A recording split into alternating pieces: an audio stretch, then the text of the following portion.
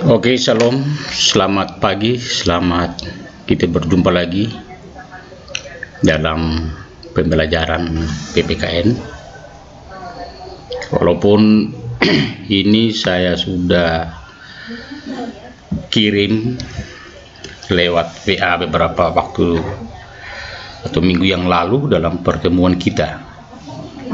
Namun yang kali ini dalam pertemuan yang ketiga, saya tinggal akan sedikit memberi penjelasan tentang materi yang kita akan pelajari. Bahkan kamu semua sudah mempelajari materi-materi yang saya kirimkan, dan itu merupakan tugas masing-masing. Oleh karena itu, sebelumnya kita memulaikan pelajaran ini, kita patut bersyukur kepada Tuhan karena anugerahnya, kasihnya, hikmatnya itu tetap menjadi bagian kita. Terlebih kita dikaruniai kesehatan, walaupun dalam keberadaan kita dunia saat ini menangis dengan keberadaan penyakit yang masih mewabah, tidak terkecuali Indonesia dan tidak terkecuali kita di SMA GKST 2. Oleh karena itu pembelajaran ini dilakukan dengan cara yang terbaik yang dibuat oleh sekolah, sehingganya kita boleh melakukan pembelajaran walaupun kita belum dapat untuk bertatap muka. Ya, saya kira itu. Oleh karena itu kita berdoa, mari kita berdoa dan menurut keyakinan kita masing-masing. Doa dimulai.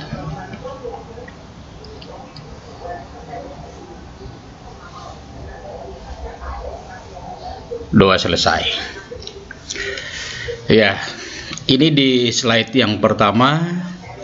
Selamat datang di pembelajaran pada semester ini, atau semester 1 atau semester ganjil.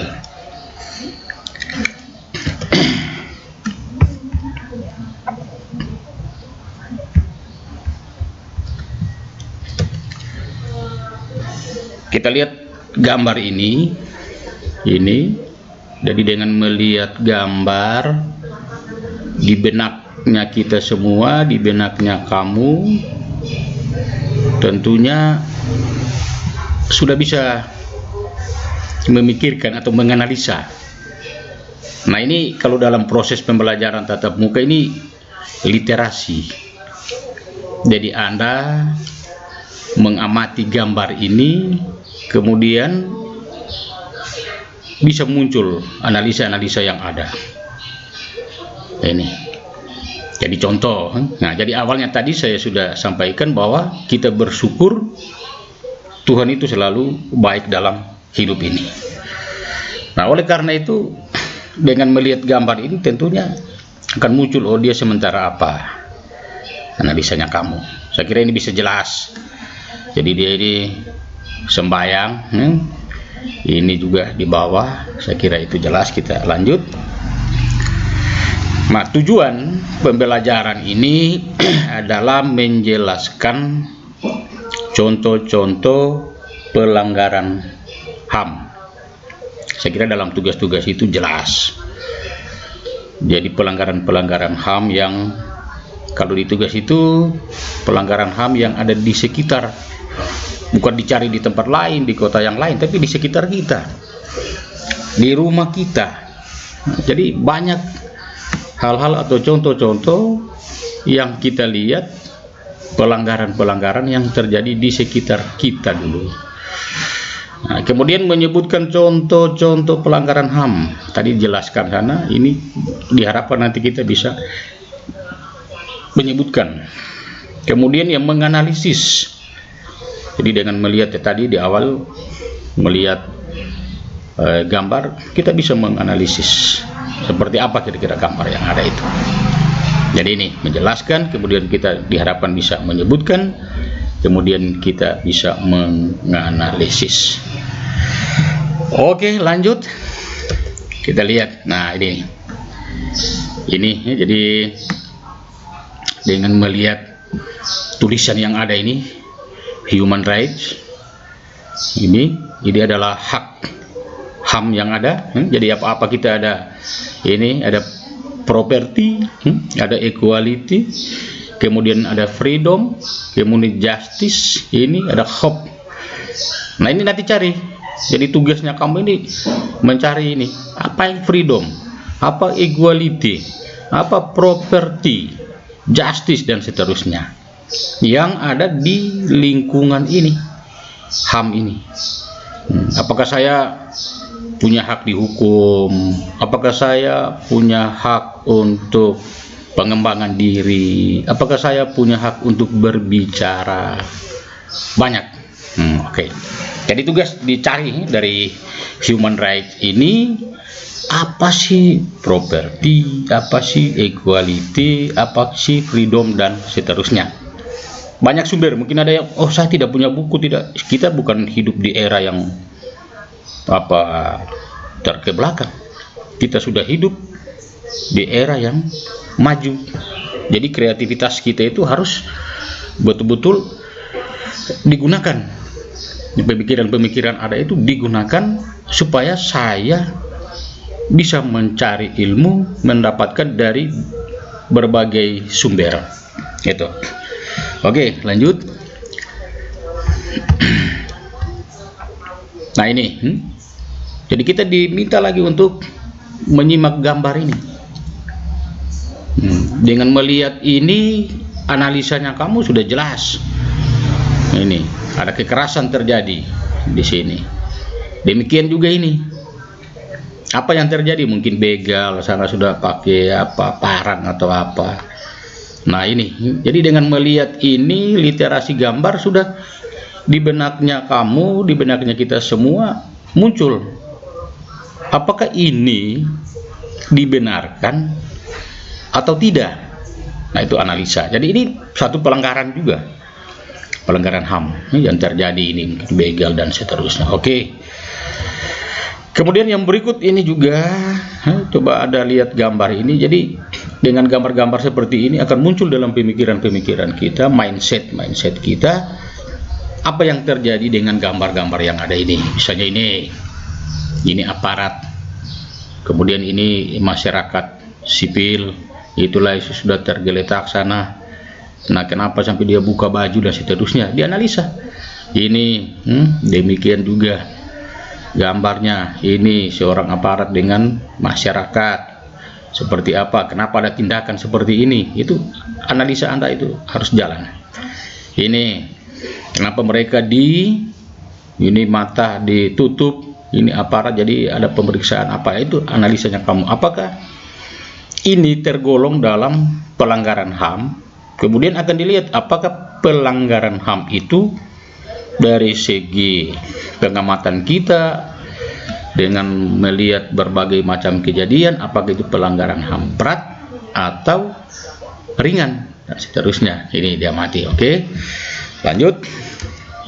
Ini juga. Nah, ini literasi Anda, komentar Anda. Sebentar nanti Anda tulis-tulis seperti apa tentang HAM ini. Walaupun materinya lalu saya sudah kirim, ini saya tinggal mau menjelaskan untuk yang pertemuan ini.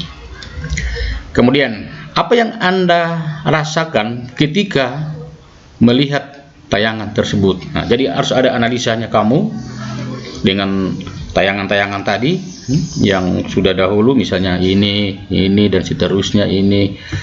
Ya, itu. Jadi ada perasaan, apa yang Anda rasakan ketika melihat tayangan tersebut. Jadi saya harap ini harus ada catatan. Jangan nanti dalam pertemuan tatap muka ya kita belum tahu kapan, tapi saya akan periksa, saya akan lihat kepada mereka-mereka yang punya kemauan untuk belajar dan ada bukti fisik untuk belajar. Nah, jadi dengan melihat tadi Anda sudah bisa mencoret-coret, oh perasaan saya sedih, misalnya perasaan saya senang, atau ya apalah yang bisa. Kalau senang ada alasannya, masa kamu senang lihat sana yang ditembak di itu apa semua. Itu hasil analisa masing-masing. Jadi ketika melihat gambar itu. Oke, kita lanjut. Nah ini. Jadi dengan melihat tadi, klasifikasikan bentuk pelanggaran HAM tersebut apakah berat atau ringan. Nah, dia ada catatan dengan melihat misalnya polisi tentang masyarakat sipil. Jadi akan dilihat apakah dia itu berat atau ringan pelanggaran yang dilakukan itu. Ini. Nah, itu hasil analisa Anda, klasifikasikan. Boleh cari contoh-contoh yang lain. Jadi Anda buat ini. Jadi apakah dia berat, ringan? Ya kalau bisa jawaban dibuat satu video, bisa dibuat, dicari gambar-gambar yang seperti apa pelanggaran HAM berat dan seperti apa pelanggaran HAM yang ringan. Ya, kita lanjut. Nah ini, jadi bersama dengan teman atau siapa saja yang bisa Anda berkomunikasi atau seperti apalah, bagaimana Anda memanage supaya ada masukan-masukan. Jadi kalau di sini kan kelompok, bacalah kasus pelanggaran HAM Marsina. Nah ini tugas lagi kamu. Jadi cari sosok Marsina ini. Nah kemudian buat catatan-catatan di dalam buku yang kamu sudah siapkan. Siapa Marsina? Kenapa dia seorang wanita kok berani dan seterusnya? Siapa yang dia perjuangkan? Apakah perjuangkan diri sendiri atau keluarga atau kelompok? Jadi baca dulu. Itu. Jadi tugas tadi gambar, menganalisa, kemudian seterusnya lihat lagi nih tokoh. Masih banyak lagi tokoh-tokoh yang lain yang sampai hari ini mereka ya meninggal, gugur dengan sepak terjang mereka untuk memperjuangkan hak asasi manusia. Ya, jadi itu. Jadi jangan lupa Marsina ini dibaca, biografinya dibaca, sepak terjangnya seperti apa, anaknya siapa, apa urusannya dan seterusnya. Ya, saya kira bisa dipahami. Nah, kita lanjut. Jadi ini isilah tabel berikut sesuai dengan apa yang Anda baca. Nah, baca tadi sosok Marsina tadi, ini saya kembali lagi. Ini, jadi baca tentang dia, kemudian ini tugasnya, isi ini tabel-tabel ini nomor, kemudian ini penyebab pelanggaran HAM, kemudian solusi. Nah, jadi dengan menganalisis beberapa gambar. Ya, nomor pertama, polisi sedang ini melakukan ini, kemudian ya penyebab pelanggarannya ini, kemudian solusinya harus begini. Oke, tidak usah lama-lama, kita lanjut. Nah ini juga, ini masih kasus-kasus yang terjadi di negara kita ini. Jadi dengan melihat ini sudah muncul, Tanjung Priuk tahun berapa, 1984, apa yang terjadi di sana? Mungkin ada usaha belum lahir, ya cari di berbagai media supaya ditahu apa yang terjadi di ini kerusuhan Tanjung Priuk dan seterusnya. Cari buku-buku sejarah, dipelajari, kemudian begini, sehingganya masyarakat marah, terjadi ini dan seterusnya. Oke, lanjut. Nah ini juga kasus-kasus pelanggaran HAM di Indonesia. Ini penjelasan, ini materinya lalu saya sudah kasih di Indonesia. Ya saya kira bisa Aceh, GAM kenapa harus bergerak, apa itu GAM, OPM ini. Jadi Anda analisa sendiri kasus-kasus ini juga dan seterusnya. Oke, lanjut. Nah ini masih rentetan, ini pelanggaran-pelanggaran hak asasi manusia. Nah, tapi ingat, jangan berpikir bahwa kasus pelanggaran HAM ini tidak ada aturannya. Ada, jadi dengan referensi yang Anda dapat, Anda baca, ya kenapa mereka langgar, ya mungkin, dan kenapa harus ada polisi, harus ada aparat, ada pemerintah. Nah itulah, jadi sinkronnya semua pekerjaan. Karena apa? Memang diberi waktu, diberi kesempatan kepada kita semua untuk menyampaikan aspirasi. Tapi kalau misalnya kita menyampaikan aspirasi seperti bakar seperti ini, nah ini yang rugi kan negara.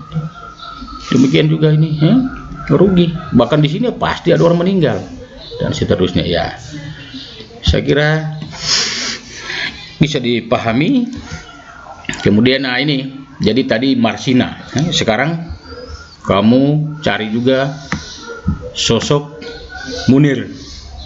Ini baca seperti apa Munir ini, sampai hari ini belum ditemukan di mana dia meninggal sampai hari ini. Jadi mereka tetap berjuang. Nah ini tugas lagi yang berikut. Setelah melihat ini, baca sosok Munir. Jadi ada catatan-catatan nanti. Munir adalah ini, anak dari ini, dan seterusnya. Ini terjadi di 2004. Nah, ini. Nah, jadi seterusnya seperti apa yang dia perjuangkan. Jadi nanti saya akan periksa apakah kau ikuti penjelasan ini. Nah, berarti kalau kamu ikuti, berarti ada bukti-bukti fisik nanti, catatan-catatan. Oke, saya kira kita tiba di kesimpulan ini. Ini adalah kesimpulan-kesimpulan yang bisa kita tarik tentang HAM. Ciri pokok HAM itu adalah HAM bagian dari manusia secara otomatis.